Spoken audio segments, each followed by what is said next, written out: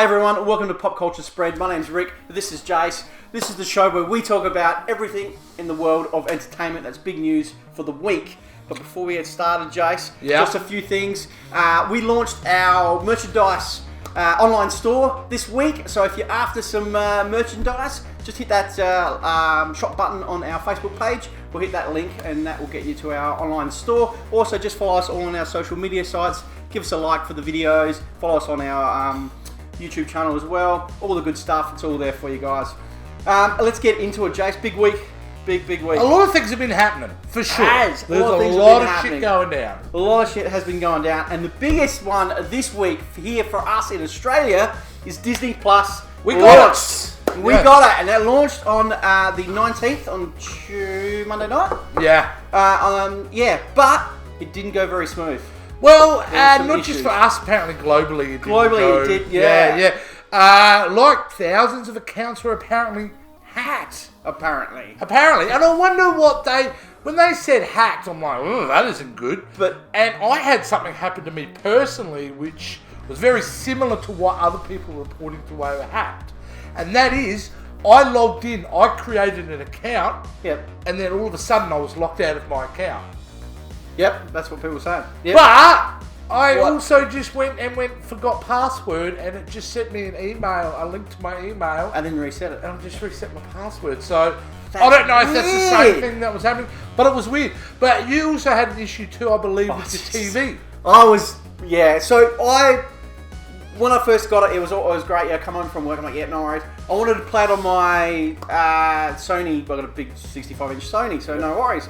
So I wanted to use the app through there, Android app. Get to one certain point to set it up, to set your credit card details up, but it wouldn't allow me to set the credit card details up. It said I had to set up a Google. I think there was some definitely issues with the API. Major issues. I kept going on back and forth, but then as simple as I just had to log in on my computer. But, I mean, like, but a lot of people would have been in the same boat as you. There was, a lot of people. A lot of people wouldn't have initially thought, hey, if that didn't work, I'll get it on my phone or my laptop.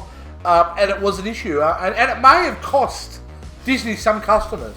Because the average Joe doesn't know anything about computers or that. No. Just, what's this Disney Plus thing? Because it's saying go to your GPay. What the hell's a GPay? Yeah. If you don't know what it is, you Google Pay, people aren't going to understand what it is. Yeah. Because normally when you get your Netflix, it comes straight up and you can put in your credit card details and away you go. That's right. Anyway, we got it though. What do you think? Got it. Slightly underwhelmed. Oh my god! Slightly underwhelmed. What the fuck? Only slightly underwhelmed in the... I thought it'd be a lot more 20th Century Fox material on there. Couldn't find a lot of the classic 20th Century Fox there. But mate, The Mandalorian, which we'll talk about a little bit later. Not all the Marvel movies. No!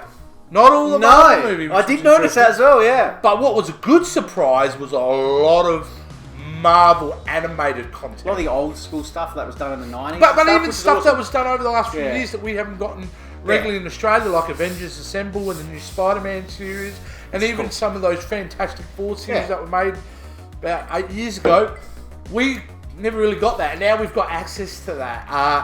I think some of their stuff is great, though. I certainly love the little short films they have on there, like little Pixar short films like that. But it is a launch streaming service. So, look, over the few months, they'll start releasing. I remember Netflix infancy. It wasn't that much content. No, it wasn't. So it'll grow. Of course it will. But for the price and everything, it's great. $9 a month, Australian dollars. You can't go wrong with that. Can't go wrong. Loving it. But speaking of Marvel, Guardians of the Galaxy has popped up. Some news about Guardians of the Galaxy. Guardians of the Galaxy Volume 3 may not give us Adam Warlock after all. Oh, okay, spoiler alert. Oh, James Gunn has mentioned a few things. And what has he said? What has he... Quote me. Quote you, in the news have surely disappointed many fans of both Marvel Cinematic Universe and the comic book. No, what does he exactly say? What did he exactly say? James Gunn was asked specifically about characters and who might be portraying the golden-haired Adonis, who will play Adam Warlock in Guardians of the Galaxy. So, what he said was, I never said Adam Warlock was in the movie. Okay. What does that mean? What does it mean? Fuck all. It means he's never said that Adam Warlock is definitely in the movie, but he hasn't definitely said he's not in the movie. Basically, James Gunn has gone, I'm not going to tell you that right now. He's in the middle of filming Suicide Squad. We're so clamouring to get information about Guardians of the Galaxy Volume 3. We're gonna attack anything at this point. It is happening, and that's the good news. Still no release date yet, though, for it. So I don't know. Look, I think it's 2022, though. Well, when's Suicide? That's 2021, So, and I think he'll move straight. Once he finishes the Suicide Squad, he'll move all his shit over to Marvel again and get started. And away it goes. And away you go. Oh, look, at the end of the day, we know one thing. James Gunn is directing Guardians of the Galaxy Volume 3. And that's the big news. And you know it's going to be great. I mean, it's awesome. I don't want to put too high expectation on it, but even the much maligned Volume 2, I think is an amazing film. Oh, yeah. So I can't wait for number 3. I can't wait for it. I think it's going to be amazing. So looking forward to it. Another bit of news that came out this week was around the Charlie's Angels reboot, which was released, and shit did it bomb big time. Stinker. It bombed bad. They lost a lot of money on this. Yeah. But the news is that Charlie's Angels director fires shots at the success of female superhero movies. Elizabeth Banks is just... I think it's hard not to come across like the chick has sour grapes.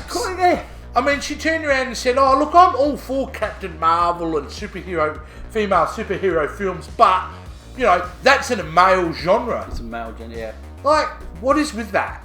Why is that a thing? It's a genre. There are female characters and male characters. You trying to turn this into a sex-related thing, not in the term of, but about gender and things, politics and stuff. Shut the hell up! You made a movie, and let's be honest here. She bombed. Bold report. It's not a great movie. And I'll tell you what, Elizabeth Banks, when you made Pitch Perfect 3-2, that wasn't a great movie. Maybe the fact is you just didn't make a good film, did you? Alright, that's why fucking you've made no money on it. But don't go attacking other people's movies. It's the shitty side of Hollywood celebrity coming out. It is. It's just sour grapes, you know? Like, how about this? Your movie didn't make any money this time. That's it. Maybe the next fucking one will. Alright? Just shut the fuck up. Go write another movie. Go make another fucking movie. And stop turning this to a political issue. Fuck you. There you go, Elizabeth Banks. You've heard it there and there from Jace. I was a fan. No. Well, we're not going to go see the movie, so there. You haven't got our money. Going on again with a little bit of people having a little bit of a rant about certain things. My man, Big Lou Ferrigno. Now, if you don't know who Big Lou Ferrigno is, he's the original Hulk. Well, he's the first Hulk, live action iteration Hulk of the Hulk that was done. He's actually been shooting off about the portrayal of the Hulk that Mark Ruffalo does in Endgame. Okay, what's his issue? Well, he's saying Lou Ferrigno is back in it again. The former Hulk has said that he's disappointed in the way the iconic character was portrayed in Avengers Endgame due to Ruffalo and Disney. Yeah. Like, what's disappointing about? Actually, I know this story, alright? And I'm ready to go off of the story as well. Why is he... Fuck you, Lou Ferrigno, and your sour grapes, mate. This isn't the Hulk of the 70s, right? There's no fucked up wig, alright? No one's painted green. Yes, I loved it. This was a specific storyline that Marvel plotted out since Avengers Age of Ultron. They wanted an arc for the character because for legal reasons they can't make it a Hulk film. So they wanted to make it at least a character that would develop and evolve. And so by the time we get to Endgame, yes, it's the talking Hulk. It is. It's a different... Alright, it doesn't matter. It's not the Hulk. Cheesy 70s Hulk. Alright? And the fact of the matter is, Lou Ferrigno, your show doesn't hold up. Alright? I've watched them recently. They're boring as shit. It's over, alright? Just be happy people still recognise you. Shut the fuck up. Go to get Comic-Con pictures done and make you $50 a hit. Fucking hell. Like at the end of the day, they did the right thing by Lou, dude. They put him in every... Yeah, that's right. That's right. He's well respected. We all Why know. the fuck does he have to come out and say shit? What happened in the first two Hulk movies? The CGI was improving, but the last one was disappointed. What was disappointed about it? The Avengers CGI Hulk was great. Are you fucking kidding me? The Ang Lee Hulk was bloody worse than Yeah. You know, and come on, Lou. Lou, mate. I love the Hulk, and I enjoyed that 70s show back then. I've got them on Blu-ray. I've got them all and all that. I've got it all. It's all good. But like you said, it's progression. Everything changes. 40 fucking years ago, hell, mate. Let it go, Lou. 40 years have passed. Like, let it go. Shit. But anyway, moving on to the world of DC. Yeah, guys, okay. Well, that's a bit of a positive thing these days. Yes, it is. And especially on DC, the Joker has just done phenomenal out there. What did I read somewhere, Rick, that it's now the most profitable superhero film of all time. And that's based upon how much it took to produce and how much profit it's made. So it's doing extremely well. In the billions now. It's fantastic. Phenomenal. But the big news about it at the moment, Jace, is Joker 2 is officially happening with Joaquin and Todd Phillips. I don't believe it's official. What is going on, Jace? Well, what's been happening is that Todd Phillips has been around marketing this film all around the world. And he's there with an exec from Warner Brothers. And they've been having conversations about, hey, Joker 2, would you be interested? But there's been no contract handed over to write a script. Joaquin Phoenix hasn't officially been approached to do a sequel. It is not officially happening. This story, I believe, is actually incorrect. The other thing is, apparently part of this story was that Todd Phillips went into the Warner Brothers head office and said, I want control, I want to create and have access to all the DC villains. Which is half true. He did go in and say, I would like to do like a black series of like dark stories about supervillains. Warner Brothers said no. And that's coming from Todd Phillips. He told that story. He said, nah, they weren't into that. But they are very interested in me developing other projects. But nothing's official. It ain't real until that contract's signed. I mean, look, I don't want the film to be made, by the way. Yeah, no, and we discussed that. If you haven't seen it, check out our review on our channel. We discussed that about, do you think we're going to do a sequel? Is it worth doing a sequel? I don't want them to do a sequel. I don't think the story's done. No. What more is there to tell about that Captain story? Magic in a bottle there, mate. There is nothing. Don't mess with it. Nah. If this goes through, it's the biggest mistake they will do. Let Todd Phillips make a Lex Luthor movie or something else that he wants to do in the DC universe. Yeah, who knows? So what a great movie, though. I'm so waiting for that to come out in 4K. I'm going to be smashing that film. Because really, the more time I've been away from it, the more how much... such a good movie. I adore it so much more. Yeah. There's so many levels that are going on in that. And that's what you want, though. That's what you want. I don't want to dilute it. You don't want to leave it. You don't want to leave it at that. Joker's back. You've watched that and you've left it, and that's it. And that's what you want. I just don't think. I think it's a big mistake going to. Yeah. I just don't think he can do it. Yeah. But no contracts have been signed. That comes from Todd Phillips. He corrected that. So. Oh, he did he? He did correct. Okay. Yeah. So all good. Very cool. Moving on to the world of Star Wars, Jace. I know that you are obviously one of the biggest Star Wars fans. I know, and like everyone else, as you can see. I've made T-shirts ripping off their logos. So well, that's another story. But there's some news on about Favreau, Fellini, and Feige being eyed to steer the future of Star Wars. This is really, really cool because it's been such a big few weeks in Star Wars, and thanks to The Mandalorian, which is a global phenomenon at this point. It has probably been the one show that's been able to do the impossible, and that is unite Star Wars fans. And that's a fucking big deal because we are a precious bunch. Yeah. Now, it's been amazing, and obviously the global sensation of Little Yoda, which the cutest thing in the world. If you haven't seen it, check it out. Just great storytelling, though. But from that, Favreau, who has such a love for Star Wars, teamed up with Dave Filoni. Now, those of you who don't know, Dave Filoni worked very closely for George Lucas for 10 years, working on the animated series, The Clone Wars, and then Rebels. Yep. So he was mentored by George Lucas, Dave Filoni, to be someone who would steer Star Wars into the future. Yep. And Jon Favreau, who had done voices on The Clone Wars, met Dave Filoni, and when there was an opportunity to make a live-action series, he teamed up with him. And then when you talk about Feige, well, it was only recently announced that Feige will be developing a Star Wars film. Not for a few years, but Kevin Feige is a massive Star Wars nerd. Yep. So he's really, really keen. So it's a real up and up vibe going with everything Star Wars. Good direction. Look, and going on from the Mandalorian, I'm not a big Star Wars No, fan. you are not. And I rang Jace to tell him, right, I went and watched it. I fucking loved it.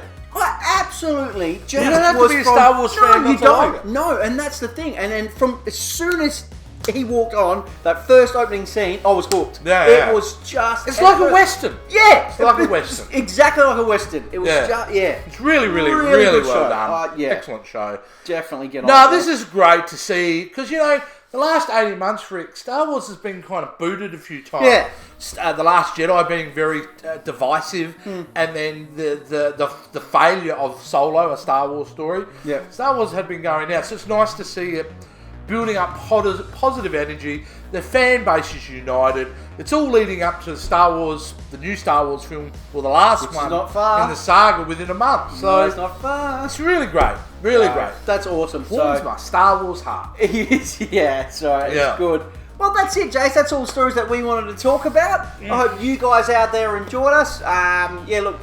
Leave us a comment and let us know what you thought of the show and if there's anything you want to talk about. Yes. But the show is not quite over yet because I was going to bring it over to Jace for Jason's Movie Vault. All right, now, Rick, I've been thinking. Obviously, I've been trying to get people over the last couple of weeks to get to know films I like. Yeah. So, and have some recommendations out there. And, there was a movie, I just happened to catch this on, I think it was on Foxtel on TV a couple of weeks ago. And it's one of those movies, as soon as you catch it, you sit there and you just can't go away from it. And that is Full Metal Jacket. Full Metal Jacket is an exceptional film, made in 1987, directed by the late and great Stanley Kubrick. It's a film that basically doesn't glorify war, isn't trying to tell you a moral tale about war, but it's just about war, what it does to young men. From talking normal human beings like us, you put them in the Marines, you train them up to turn them into killers, and what does that do to people? Some people thrive, some people don't. And it's a film definitely in two halves, Rick. The first half is very much about boot camp, and we're introduced to the great R.E. Emery. Everyone will know him. Even if you're a kid, you would have seen references to it or heard his voice in an animated cartoon. But he plays the drill sergeant, who is unbelievable. He does that speech. Unbelievable. And he was hired as a consultant in the beginning. They'd actually cast someone else to be the drill instructor. And he got into the training side so well. He put the uniform on and everything. Kubrick went, nah, mate, you're the guy. You're the guy. And what great performances we had from young actors. Vince D'Onofrio's first film. Young Vince D'Onofrio, yeah. You know what he was doing at the time? He'd been friends with Matthew Modine, who's also in the film. And basically, he was a bouncer at a nightclub as a kid. 19 or whatever. He's quite a big guy. No, he was actually really thin and lanky at that point. Was he? Oh, yeah. And basically, Matthew Modine, he goes, oh man, where have you been? And Matthew Modine goes, well, I'm doing this film with Stanley Kubrick. Oh, there might be a role. Anyway, he ends up meeting Stanley Kubrick, and Stanley Kubrick goes, do you mind gaining some weight? And so he gains 30 pounds. Stanley Kubrick goes, oh, you just look like a guy who could kick everyone's ass. So he had to add another 50 pounds. He added 80 pounds for the role. Shit. Which is a career-defining role. Wow. Vincent D'Onofrio himself will tell you, he does not have a career if it's not for Full Metal Jacket. Yeah. Playing the amazing Gomer Pyle. This film is fantastic. It is set around the Vietnam War, but it honestly could be set around any war. Because it really is a fly in the wall perspective about war and what it's all about. It's a phenomenal film. If you haven't seen it, it's got to be on your list to check out because it'll show you a master at his work in Stanley Kubrick and just something that will never leave you. You'll laugh, you'll cry, and you'll be ultimately disturbed in the best way possible.